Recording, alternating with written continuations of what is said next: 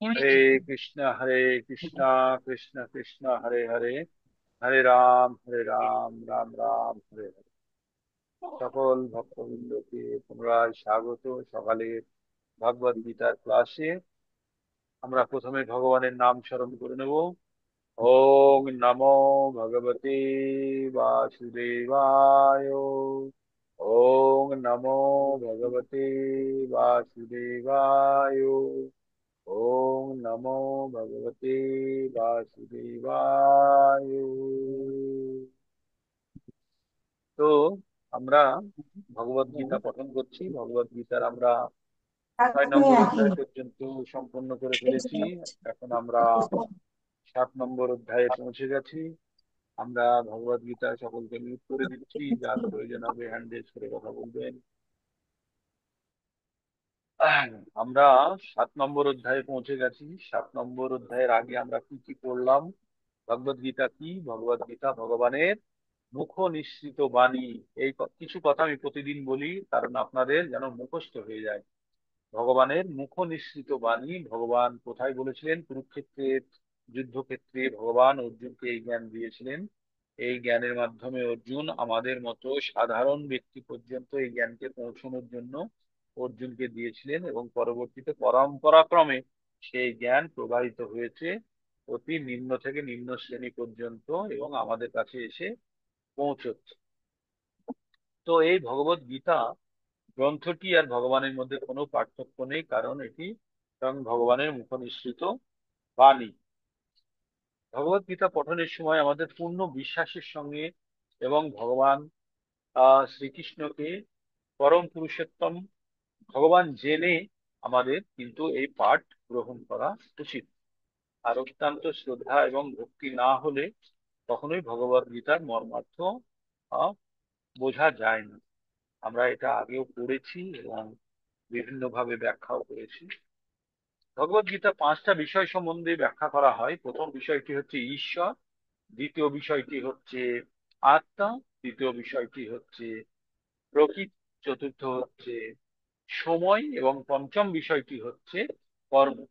এই পঞ্চম বিষয়টি হচ্ছে এই 4টে বিষয় থেকে আলাদা। এই আমরা যারা এখন মন্দিরে বসে আছি, আমাদের প্রত্যেকের প্রথম 4টি বিষয় এক। মানে পৃথিবীতে জড়জাগতিক সমকালীন যত প্রাণী আছে, প্রত্যেকের প্রথম 4টি বিষয় বা 4টে জিনিস এক, শুধু আলাদা কি? তাদের কর্ম। আর এই কর্মের ফলেই আমাদের যে বাইরের পোশাক, বাইরের পোশাক মানে আমাদের যে যে শরীর ধারণ করে আছি, সেটাই আমাদের বাইরের পোশাক। তো এই শরীর আমাদের বিভিন্ন কর্মের ফলে আমরা বিভিন্ন রকম শরীর প্রাপ্ত করেছি। এই শরীর প্রাপ্ত করা মানে টাকা দিয়ে জামা কেনা মতো।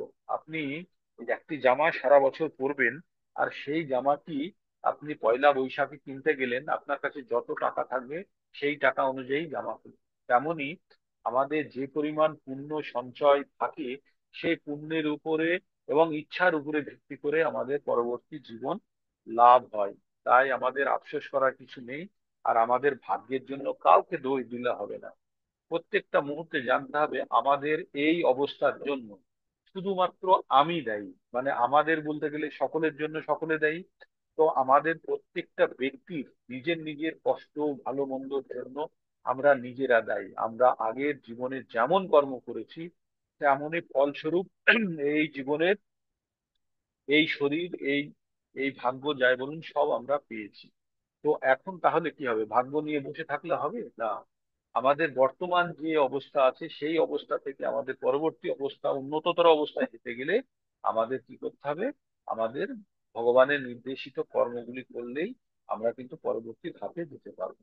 তো ভগবানের নির্দেশিত কর্মগুলো কি? তাই ভগবদ গীতাতে যে ভগবদ গীতার 700 শ্লোকের 18টি অধ্যায় আছে, এই 18টি অধ্যায়কে 3টে ভাগে বিভক্ত করা হয়েছে। প্রথমটি হচ্ছে কর্মযোগ, দ্বিতীয়টি হচ্ছে ভক্তি যোগ, আর তৃতীয় হচ্ছে জ্ঞান যোগ। তো আমরা কর্মযোগের কর্মযোগের পুরো 6খানা চ্যাপ্টার আমরা পড়ে ফেলেছি। পড়ে ফেলে আমরা শেষে কি জানলাম? 6 নম্বর চ্যাপ্টারের শেষে ভগবান কি বললেন? যে যোগী না যোগী নাম অপি সর্বেশাম মদগতেন অন্তর আত্মনা। তো ভগবান বললেন যে অর্জুনকে তার আগে বললেন, অর্জুন তুমি যোগী হও, যোগী সকলের থেকে শ্রেষ্ঠ। আর যোগী কারা? যারা ভক্তি যোগের সঙ্গে যুক্ত তাদের বলা হয় যোগী। যারা এই ভক্তি যোগের মধ্যে যুক্ত হয়েছে বা হতে যাচ্ছে, তারা আগে পূর্ববর্তী সমস্ত যোগ সম্পন্ন করেছে, এটা ধরে নেওয়া যেতে পারে। এটা আমার কথা নয়, আমাদের আচার্যের কথা। আমাদের পরম পূজ্য ভক্তি বেদান্ত স্বামী প্রভুপাদ তার টিকায় লিখেছেন, যারা আগের জীবনের সমস্ত সমস্ত আহ যে যোগ সম্পন্ন করেছে, তারাই পরবর্তীতে ভক্তি যোগের জন্য এসে পৌঁছেছে। তাই এখানে এক্সাক্ট যে কথাটি লেখা আছে সেটাই আমি আপনাদেরকে পড়ে আবার শোনাচ্ছি। আহ,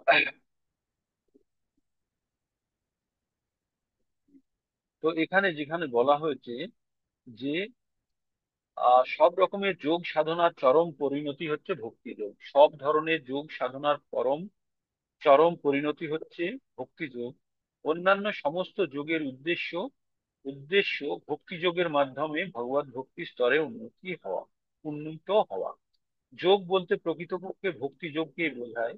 আর অন্য সমস্ত যোগ ক্রমান্বয়ে ভক্তি যোগেই যুক্ত হয়।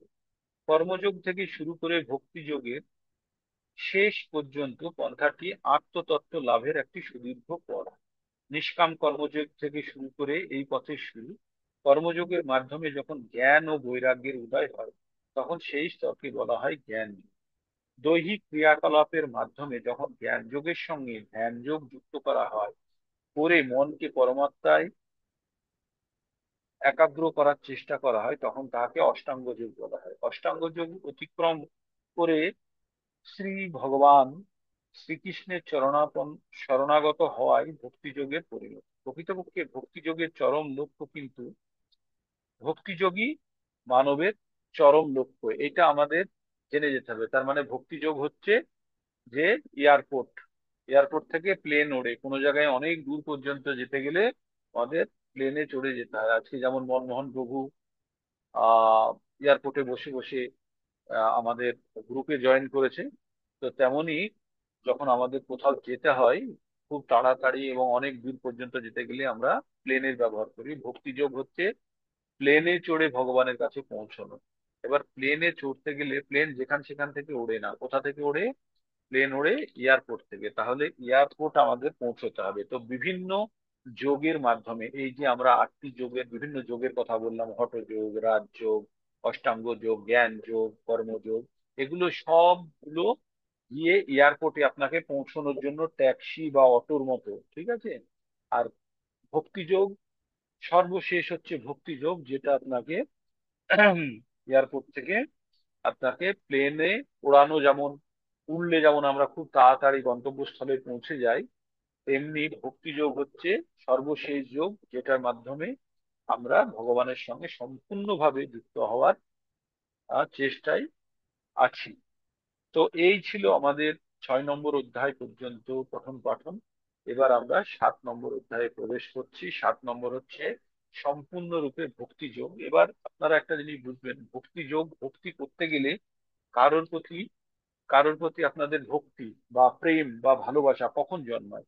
যখন সেই ব্যক্তিত্বের বা সেই ভক্তের বা সেই ব্যক্তিত্বেরই বলি, ব্যক্তিত্বের সম্বন্ধে আপনি যথেষ্ট জ্ঞান অর্জন করে ফেলেছেন। এবার জ্ঞান কিভাবে পাওয়া যাবে?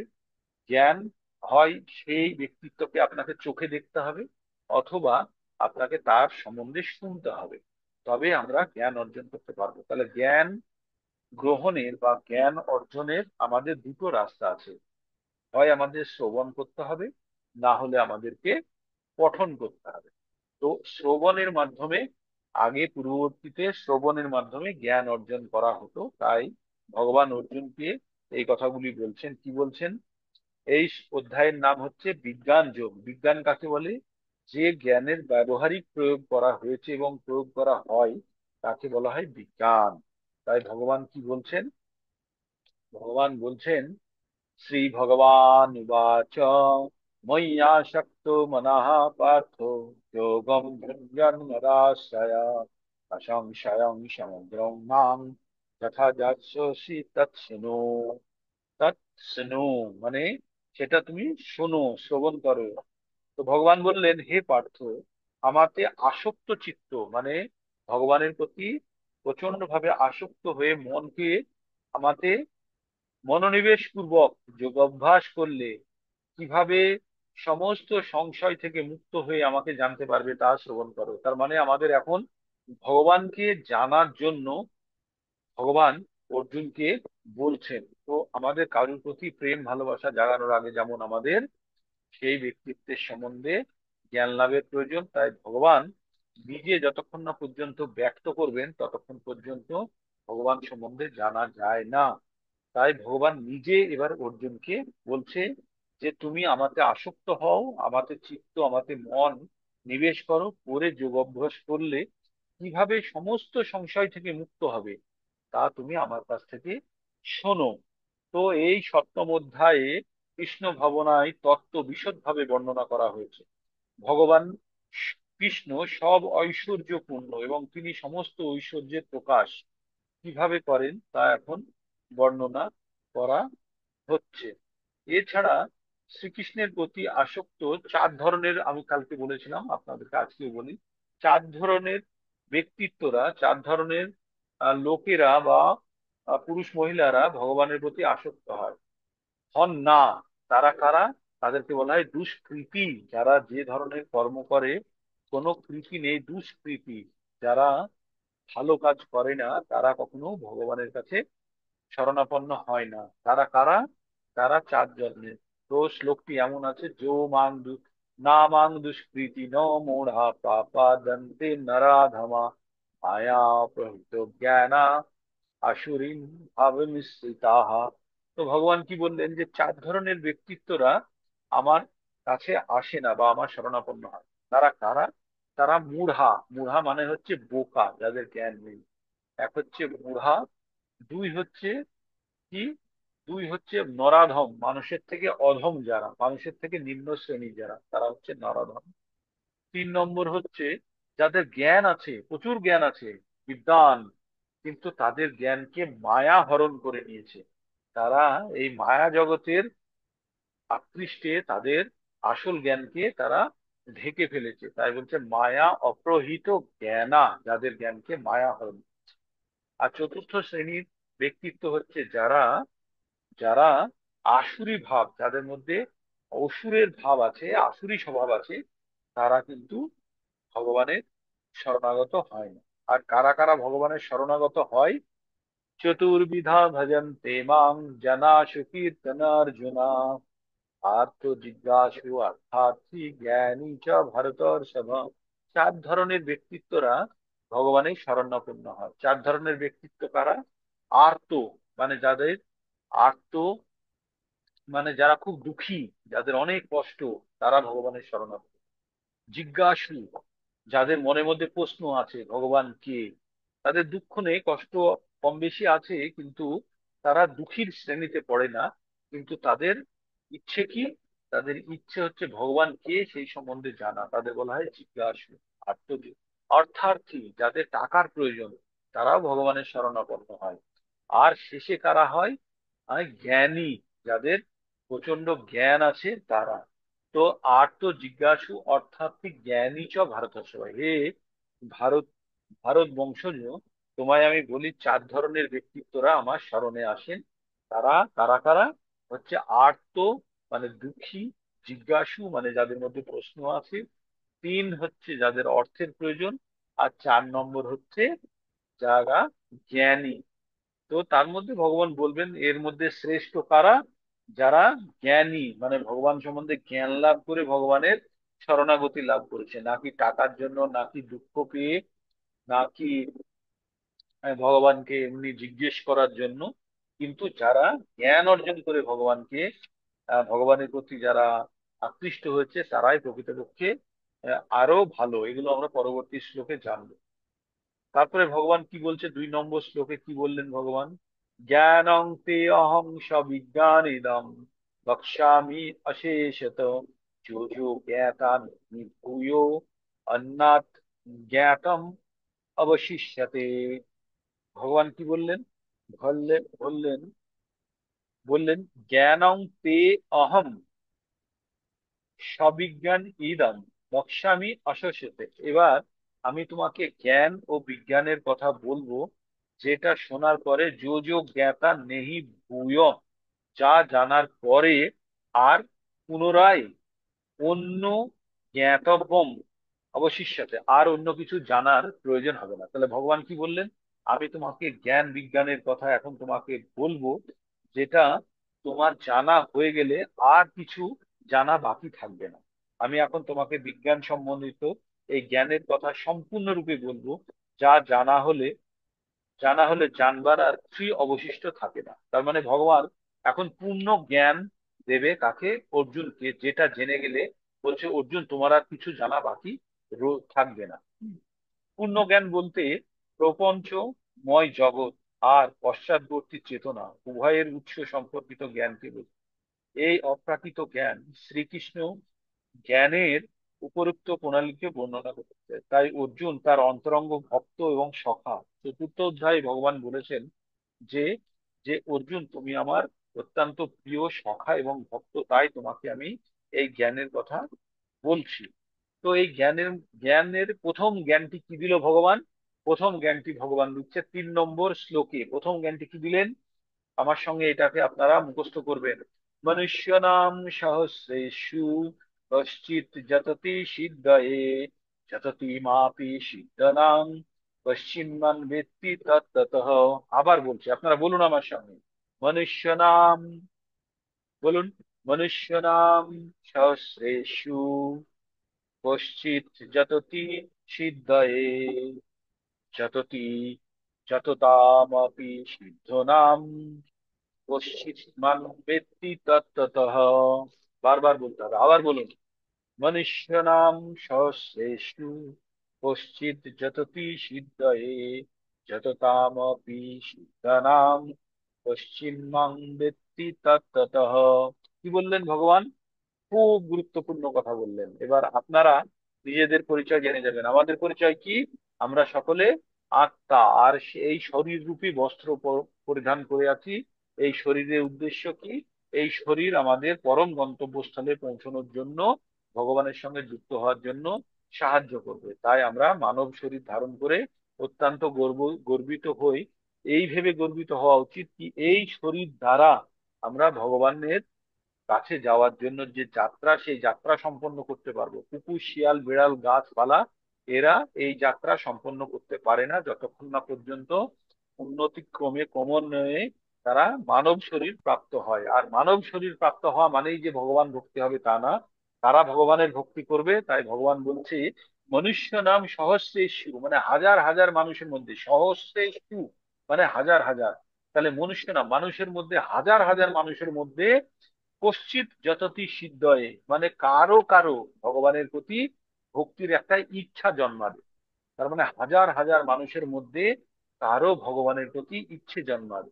যতটা মাপি সিদ্ধ নাম পশ্চিমমান ব্যক্তি তত্ত্বত। আর যতজনের ইচ্ছে জন্মাবে ভগবানের প্রতি ভক্তি করার, এই রকম হাজার হাজার মানুষের মধ্যে একজন বা দুজন, কয়েকজন মাত্র ভগবানের তত্ত্ব জ্ঞান জানতে পারবে। তার মানে আপনারা ভাবুন তো, হাজার হাজার মানুষের মধ্যে কারো একজন ভগবানের প্রতি ভক্তি করার ইচ্ছা হবে। মানে কাউকে আপনি ভগবান ভক্তির কথা বলতে গেলেন যে এই অমুক, কাল আমাদের তো সকালে ভগবত গীতার ক্লাস হয়, তুই জয়েন কর না।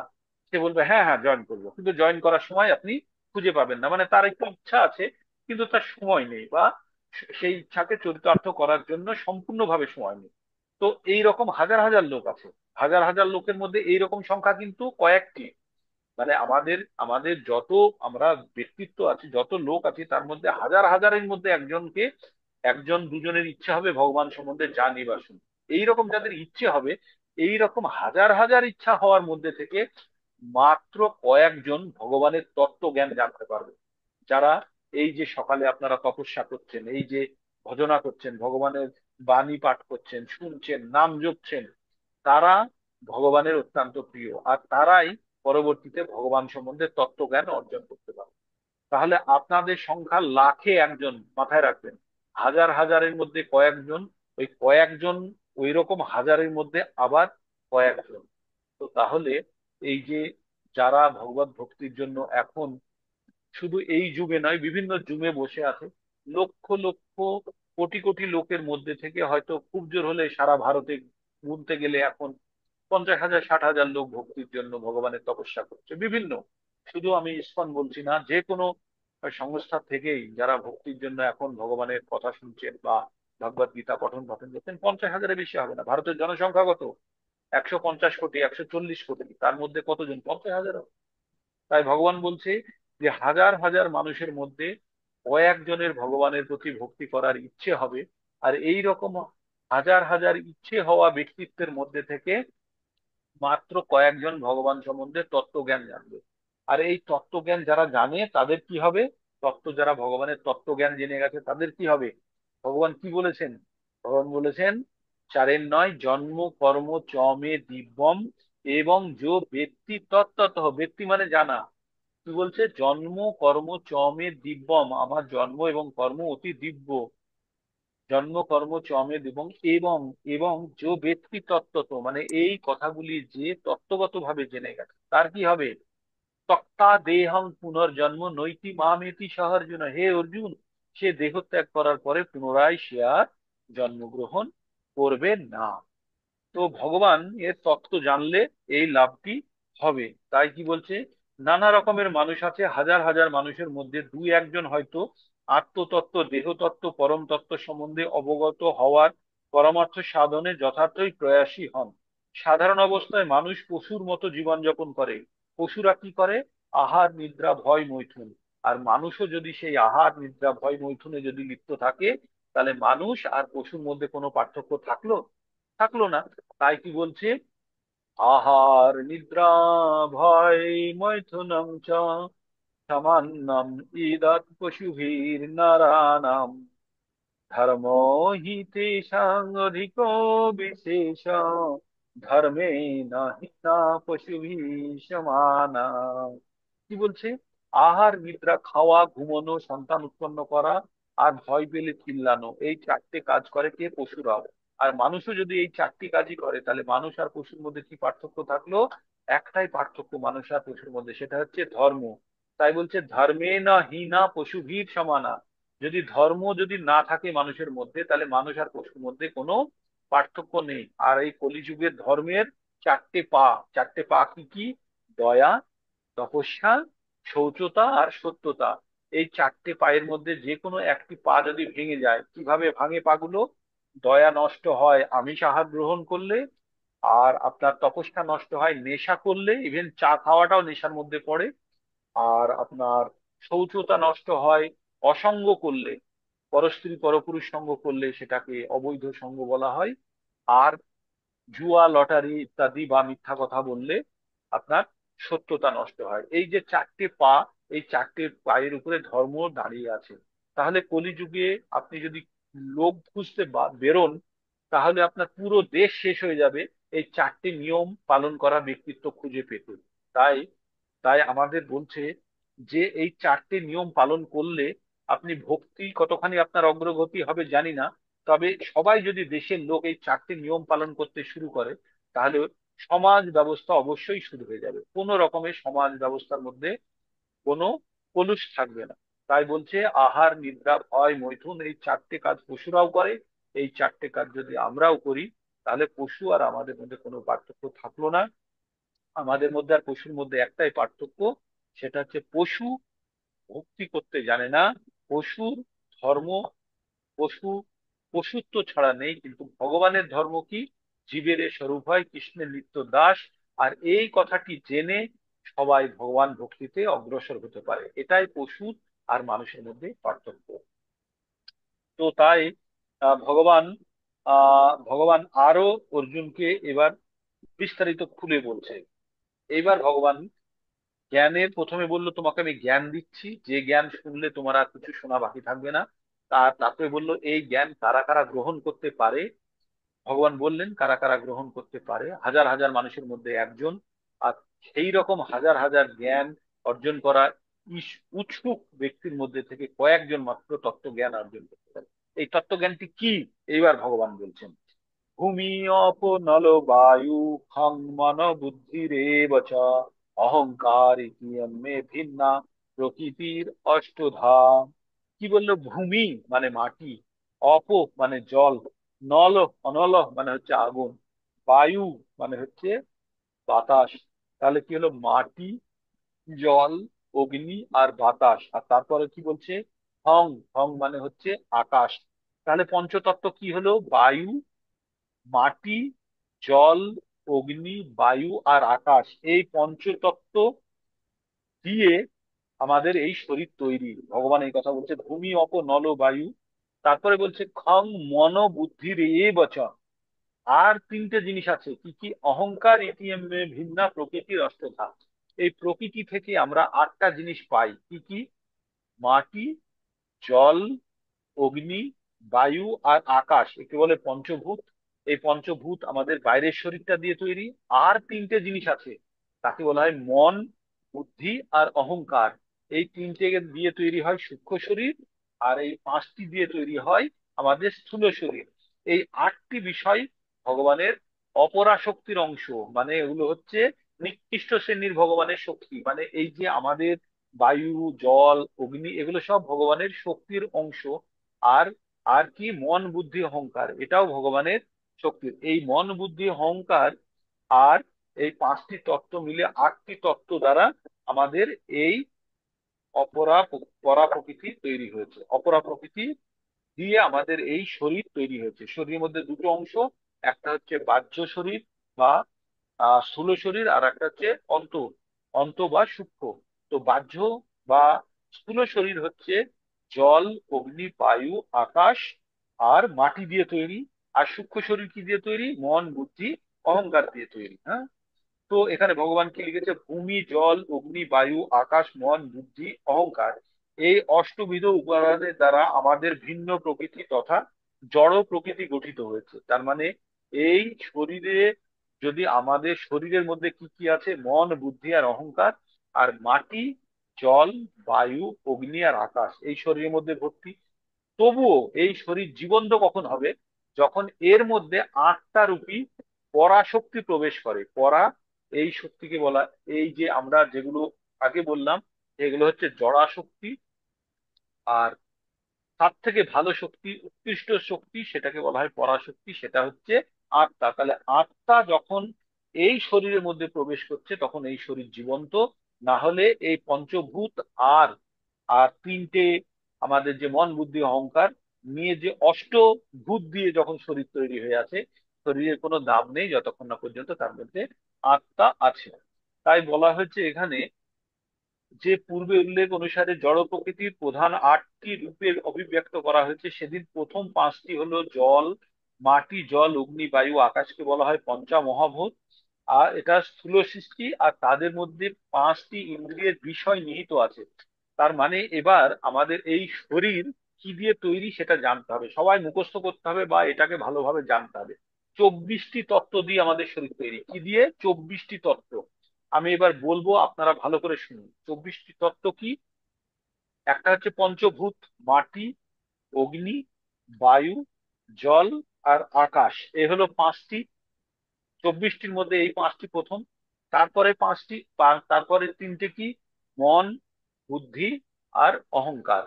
ঠিক আছে, আটটা হলো। তারপরে কি? আরো পাঁচটি হচ্ছে ইন্দ্রিয়, ইন্দ্রিয়ের বিষয়সমূহ। কি কি ইন্দ্রিয়গুলি? পাঁচটি জ্ঞানেন্দ্রিয় আর পাঁচটি কর্মেন্দ্রিয়। তাহলে 8 আর 10-এ 18টা হয়ে গেল। আর 18টা আর পাঁচটি জ্ঞান ইন্দ্রিয়ের বিষয়সমূহ। জ্ঞান ইন্দ্রিয়ের বিষয়সমূহ কি কি? রূপ, রস, গন্ধ, শব্দ আর স্পর্শ। তাহলে কত হলো টোটাল? 23টা। কতগুলো বললাম? টোটাল 23টা। 23টা কি করে হলো? পাঁচটি হলো পঞ্চভূত, পাঁচটি হলো কর্মেন্দ্রিয়, পাঁচটি হলো জ্ঞানেন্দ্রিয়, আর পাঁচটি হলো জ্ঞানেন্দ্রিয়ের বিষয়সমূহ, আর তিনটে হলো মন, বুদ্ধি, অহংকার। তাহলে 23টা হলো। তাহলে আর একটা কি বাকি হলো? আর একটি হলো আমাদের তিনটে গুণের প্রভাবকে একসঙ্গে বলা হয় প্রধান। কি সেটা? তিনটে গুণের প্রধান, সত, রজ আর তম। আমাদের মধ্যে যে গুণ আছে, এই তিনটে গুণের সমষ্টিগত ভাবে যেটা তৈরি হয় তাকে বলে প্রধান। তাহলে 24টা তত্ত্ব দিয়ে আমাদের এই শরীর তৈরি। আর এই 24টা তত্ত্বের মধ্যে যখন আত্মা বসে থাকবে, তখন একটা সম্পূর্ণ মানব রূপে একজন বিকশিত হবে। তাহলে তত্ত্বগুলো কি কি জ্ঞান অর্জন করলাম আমরা? আমরা 5টি পঞ্চভূত, 5টি কর্মেন্দ্রিয়, 5টি জ্ঞানেন্দ্রিয়, আর 5টি ইন্দ্রিয়ের বিষয়সমূহ 20টা হলো, আর 3টে হলো মন বুদ্ধি অহংকার, আর চতুর্থ নম্বরটি হলো প্রধান। এই হলো টোটাল 24টি তত্ত্ব দিয়ে আমাদের এই শরীর তৈরি। এটা কিন্তু আপনাদের সকলকে জানতে হবে এবং মুখস্থ করতে হবে, পঠন করতে হবে। এই 24টি তত্ত্ব দিয়ে আমাদের শরীর তৈরি। ঠিক এতদূর পর্যন্ত বুঝতে পারলেন? বোঝা গেল তো নাকি না বোঝা যাচ্ছে না? ইন্টারেস্টিং, খুব দারুণ। এখন পুরো ভগবান জ্ঞান দেবেন, আর এই জ্ঞান একবার অর্জন করতে পারলে আমরা সবাই ধন্য ধন্য হয়ে যাব। আমরা জড় জগতের বন্ধন থেকে, ভগবান কি বলেছে, জন্ম কর্ম চ মে দিব্যম এবং যো ব্যক্তি তত্ত্বতঃ তক্তা দেহং পুনর্জন্ম নৈতি মামেতি সহ অর্জুন। তো কি বলছে, যে এই জ্ঞান অর্জন করার ফলেই তো আমাদের ভগবানের প্রতি প্রেম প্রীতি ভালোবাসা জন্মাবে। আর তখনই এই জ্ঞানের মাধ্যমে আমরা ভগবানের তত্ত্ব জানতে পারবো। দিব্য জন্ম কর্ম সব আমরা এই জ্ঞানের উদয় হলে তবেই জানতে পারবো। ঠিক। 5 নম্বরে কি বলছেন? অপরিমিত অপরমেয়মিত স্পন্দান প্রকৃতিং বিদ্ধি মে পরাম জীবভূতাং মহাবাহো জয়দং ভারতে জগৎ। ভগবান কি বললেন? হে মহাবীর, অর্জুনকে বলছে, এই নিকৃষ্ট প্রকৃতি, আমাদের এই প্রকৃতির নাম কি? আমরা যে 24টা তত্ত্বের কথা বললাম, এটা হচ্ছে নিকৃষ্ট প্রকৃতি। মানে এই প্রকৃতি কখনো নিজে জীবন্ত নয়, যতক্ষণ না কেউ এসে তার মধ্যে প্রবেশ করছে। তাই বলছে, এটি আমার নিকৃষ্ট প্রকৃতি ছাড়া আমার একটি উৎকৃষ্ট প্রকৃতি রয়েছে। তাহলে ভগবানের এই যে আমাদের যে 24টি তত্ত্ব দিয়ে এই শরীর তৈরি, এই 24টি তত্ত্ব ছাড়াও আরেকটি প্রকৃতি আছে, সেটার নাম হচ্ছে উৎকৃষ্ট প্রকৃতি। সেটাকে বলছে পরা প্রকৃতি। হ্যাঁ, সেই প্রকৃতি কি? সেটা হচ্ছে আত্মা।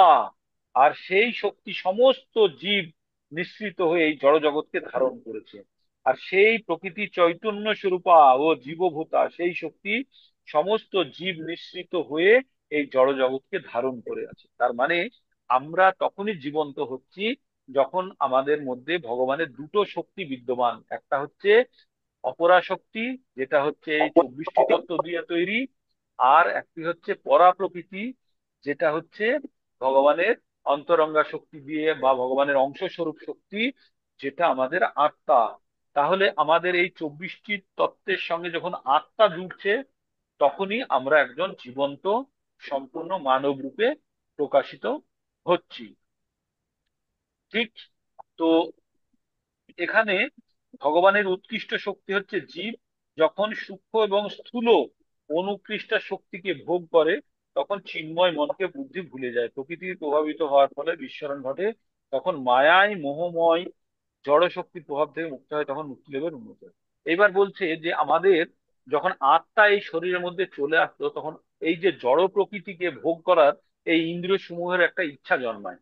সেই ইচ্ছেটা, এই জড় শক্তি যখন, এই ইচ্ছেটা যখন আমাদের আত্মাকে, আত্মার ইচ্ছেকে যখন ছাপিয়ে চলে যায়, তখনই কিন্তু আমরা এই জড় জগতে আবদ্ধ হয়ে পড়ি। তখনই আমরা ইন্দ্রিয় সুখে প্রবৃত্ত হই, আর আমরা জন্ম মৃত্যুর চক্রে আবদ্ধ হয়ে আমরা চলতে থাকি। তাই আমি জড় এবং জড় বিষয়সমূহ আমার, এই ভাবনা যখন কারোর মধ্যে প্রস্তুত হয়ে আছে, এই এটা আমার সেটা আমার, আমি জড় প্রকৃতি, এই ভাবনা যাদের আছে তারা কিন্তু জন্ম মৃত্যু চক্র থেকে কখনোই বেরোতে পারবে না।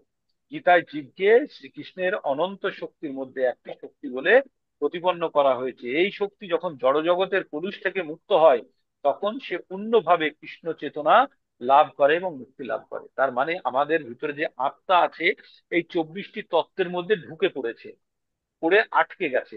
এবার এই 24টি তত্ত্ব থেকে যদি বেরোতে হয়, তখন কি করতে হবে? ওই আত্মা যদি ওই 24টি তত্ত্বকে ব্যবহার করে ইচ্ছা, দেশ, ভয়, মায়া, মমতা, কষ্ট, দুঃখ সব যদি ত্যাগ করে সম্পূর্ণভাবে যদি কলুষ মুক্ত হয়, তখনই কিন্তু ভগবানের প্রতি, ভগবানের সঙ্গে যুক্ত হওয়ার একটা সম্ভাবনা থেকে থাকে।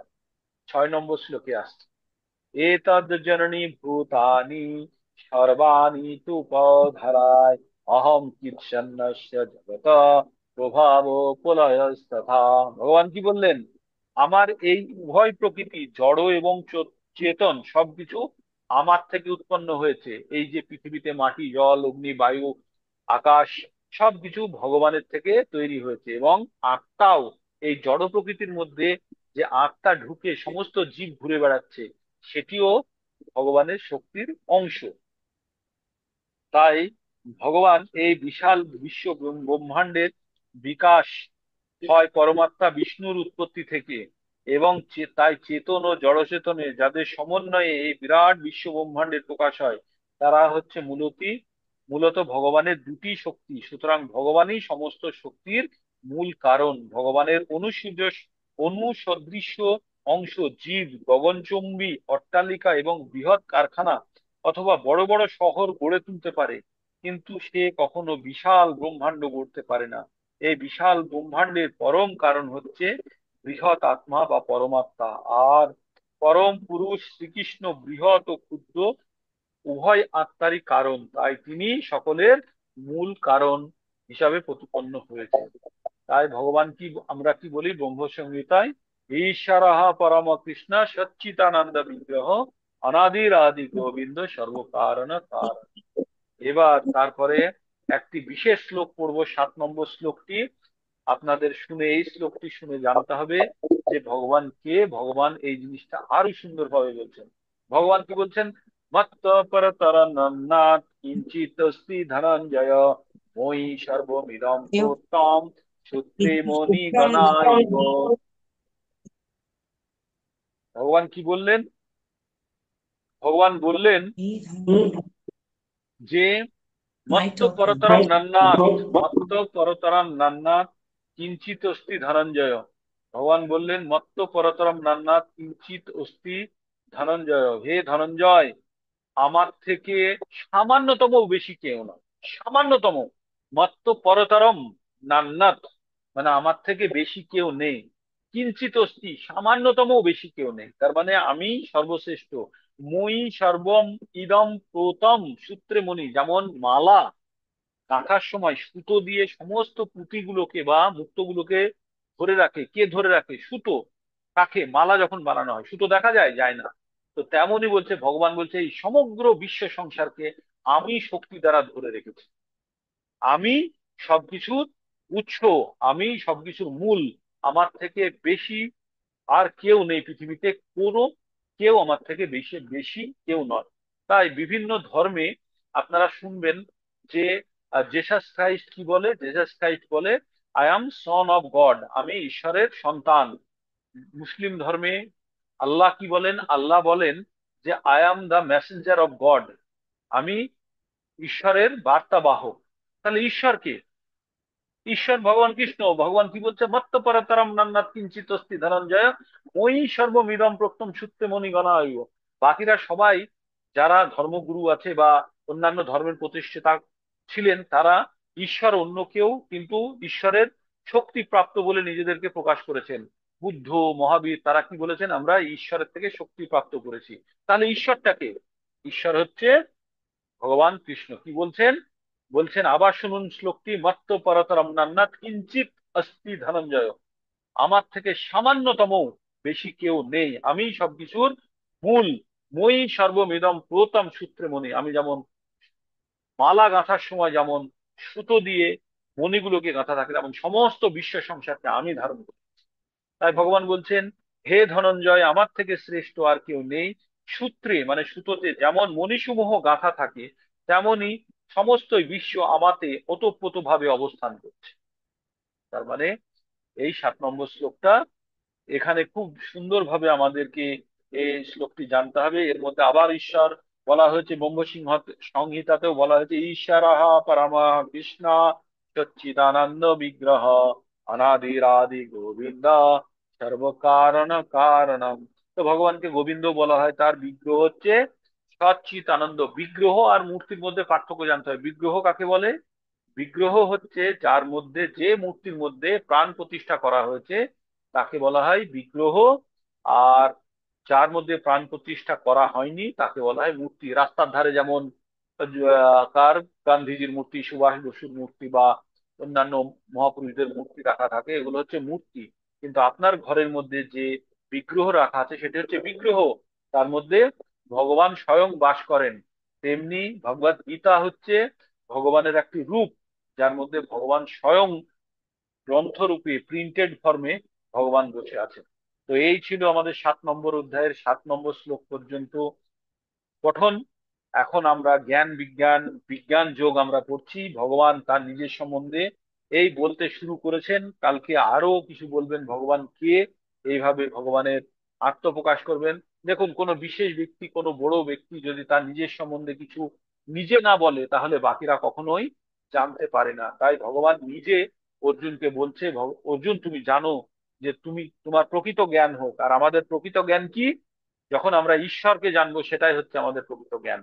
এমএসসি, পিএইচডি, এমটেক, বিটেক, এই জ্ঞানগুলো ভৌতিক জ্ঞান। এই জ্ঞানগুলো ক্ষণস্থায়ী, একটি নির্দিষ্ট সময় পরে এই জ্ঞানগুলি নষ্ট হয়ে যাবে। কিন্তু যখন কেউ আধ্যাত্মিক চেতনায় যুক্ত হয়ে আধ্যাত্মিক জ্ঞান অর্জন করবে, এগুলো জন্ম জন্মান্তরে চলবে, একটা জন্মে। তাই ভগবান কি বলছে, যে নেহাভিক্রমনাশস্তি প্রত্যাবায়না বিদ্যতে স্বল্পমোপস্য ধর্মস্য ত্রয়াতে মহাতো ভয়াত। এই যে আমরা ভগবত ভক্তির পথে অগ্রসর হয়ে সামান্যতম যদি আমরা জ্ঞান অর্জন করতে পারি, তাহলে এই জ্ঞান কিন্তু আমাদের কখনোই নষ্ট হবে না, পরবর্তীতে এই ভগবত ভক্তির পথে আমাদের সাহায্য করবে। এই ছিল আজকের সকালের অনুষ্ঠান। আপনাদের সকলকে আবার অনেক অনেক প্রণাম, সশ্রদ্ধ প্রণাম, ধন্যবাদ জানিয়ে প্রোগ্রাম শেষ করব। যারা যারা ক্যামেরা অন করতে পারবেন, একবার ক্যামেরা অন করুন। আপনাদের একটা স্ন্যাপ নিয়ে নিই। মনমোহন প্রভু প্লেনের মধ্যে বসেও প্রভু যুক্ত হয়ে আছে আমাদের সঙ্গে কানেক্ট হয়ে আছে। তাই তার আগ্রহ এবং চিন্তা ভাবনাকে আমরা সবাই সম্মান জানাই। আপনারা প্রত্যেকেই কিছু না কিছু স্যাক্রিফাইস করছেন, কিছু না কিছু কষ্ট করছেন, কিছু না কিছু সময়কে আগে পিছিয়ে বেশি কাজ করে সেটাকে ম্যানেজ করার চেষ্টা করছেন। আপনাদের অত্যন্ত সাধুবাদ জানাই। এটা ভগবানের আশীর্বাদ ছাড়া কখনোই সম্ভব নয়। তাই আপনাদের আরো মনের মধ্যে ভক্তির উদয় হোক। আপনারা অনেক বেশি ভক্তকে যুক্ত করুন, ভগবানের কৃপা প্রাপ্ত হন এবং প্রাণ ভরে ভক্তি করুন। হরে কৃষ্ণ কৃষ্ণ কৃষ্ণ হরে হরে, হরে রাম রাম রাম রাম হরে হরে। হরে কৃষ্ণ কৃষ্ণ কৃষ্ণ হরে হরে, হরে রাম রাম রাম হরে হরে। হরে কৃষ্ণ কৃষ্ণ কৃষ্ণ হরে হরে, হরে রাম রাম রাম হরে হরে। ঠিক আছে, স্ন্যাপশট নিয়েছি। আজকে 30 জন মতো হয়েছিল। অনেক অনেক ধন্যবাদ। কারো কিছু বলার থাকলে হ্যান্ড রেজ করে বলতে পারেন। আচ্ছা, সোমা মাতাজি কিছু বলবেন? মাতাজি বলুন। আনমিউট করার অ্যাক্সেস দিয়েছি, আনমিউট করুন। আনমিউট করে বলুন কি বলতে চান। হ্যাঁ, বলুন। বলছিলাম একটা কি বন্ধ হয়েছে? করুন, দুটো অন আছে, দুটো অন আছে, একটা বন্ধ করুন। হুম, বলুন। হ্যাঁ, প্রভু, আমাদের যে দেহ পঞ্চভূতে তৈরি না, হ্যাঁ, শুনতে পাচ্ছেন? শুনতে পাচ্ছি, শুনতে বলুন। পাচ্ছেন? হ্যাঁ, বলুন বলুন। তা ওর মধ্যে আছে ভূমি আর আকাশ, এই দুটো ব্যাপারটা আমি ঠিক বুঝতে পারিনি। বুঝতে পারছি না। ও ভূমি মানে জলটা মাটি। জানি। আচ্ছা, হ্যাঁ, জল মাটিটা জানি, কি করে আমাদের আপনার শরীরের মধ্যে জল আছে। আর আমাদের শরীরের হ্যাঁ, মধ্যে যে আয়রন, ক্যালসিয়াম, বিভিন্ন জিনিস হ্যাঁ। যে আমাদের শরীরের মধ্যে আছে, যে কেমিক্যালস গুলো আছে, ওগুলো কোত্থেকে এসছে? মাটি থেকে এসছে।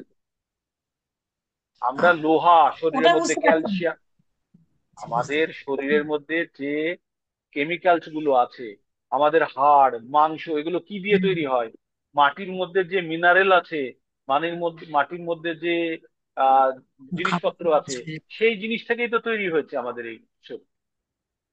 আমাদের শরীরে হ্যাঁ, লোহা, তারপর ম্যাগনেসিয়াম, পটাশিয়াম, এগুলো কোথা থেকে আসছে? মাটির ভিতর থেকে আসছে তো। আর আকাশ মানে হচ্ছে শরীরের মধ্যে শূন্য স্থানকে বলছে আকাশ। শরীরের মধ্যে প্রত্যেকটা জিনিস আছে, তার মধ্যে সামান্য সামান্য গ্যাপ আছে, সেই গ্যাপটাকে বলছে আকাশ। আকাশ মানে হচ্ছে শূন্য স্থানকে আকাশ বলা হয়। তাই আমাদের শরীরের মধ্যেও শূন্য স্থান আছে। হুম, ঠিক আছে। তাহলে পঞ্চভূতের যে আচ্ছা, পঞ্চভূত, হ্যাঁ, মাটি বুঝেছি। মানে হচ্ছে যে যে যে আমাদের শরীরটা যা দিয়ে তৈরি, তার মেন উপাদান কিন্তু মাটি থেকেই আসে। কিভাবে মাটি থেকে আসে? গাছ গাছ মাটি থেকে রস শোষণ করে ফল ফুল রূপে তৈরি করে, সেইগুলো আমরা গ্রহণ করি, করে আমাদের শরীরের মধ্যে আমাদের বৃদ্ধি ঘটায়, তাই না? এইভাবেই আমাদের বৃদ্ধি হয়। হ্যাঁ, আর আচ্ছা, এগুলোই বুঝেছি। আমাদের শরীরের মধ্যে গিয়ে স্থায়ী হয়। হুম, এই যে আমাদের মাসল, এই আমাদের হাড়। আকাশটা। আকাশ হচ্ছে আমাদের শরীরের মধ্যে ছোট ছোট যে গ্যাপ আছে সেটাকে আকাশ বলছে। হুম, ঠিক আছে। আচ্ছা, ঠিক আছে প্রভু। আর আর হ্যাঁ কারো প্রভু। কিছু? হরে কৃষ্ণা। ঠিক আছে, তাহলে এখানেই শেষ করি। আপনারা ভালো থাকুন, ভক্তি করুন। হরে কৃষ্ণা, হরে হ্যাঁ। কৃষ্ণা, কৃষ্ণ কৃষ্ণ।